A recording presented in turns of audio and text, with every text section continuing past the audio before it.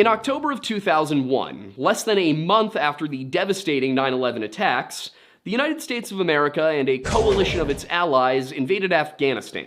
The Americans were looking to root out and eliminate al-Qaeda, and one aspect of that mission was to deny the group and its leaders any safe haven. So, due to the control that the Islamic militant group known as the Taliban held over the mountainous Middle Eastern nation, that meant deploying the might of the United States military to a region whose written history goes back to the days of men of great renown, names such as Alexander, Xerxes, and Cyrus. In something that seems to have been an apparent surprise to politicians, but was utterly unsurprising for historians, the result of that endeavor was a war which lasted nearly a full 2 decades, and the necessity of which is extremely debatable.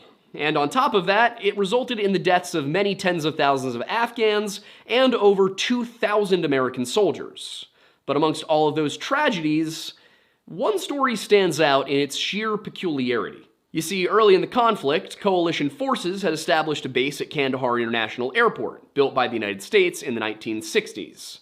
And, as the story goes, not long after that, an American military unit encountered some kind of giant while out in the mountains near that location. And most of the legend remains the same, regardless of who tells it, with details sometimes differing in one way or another. The gist, however, is that the troops found themselves outside of a cave, bones strewn all about, and then all hell broke loose. A huge man burst from the cave, the warfighters fired their weapons, and then when the dust cleared, the giant lay dead. The corpse of this strange humanoid creature was carried off by a helicopter, put onto a C-130, and was never seen again, allegedly covered up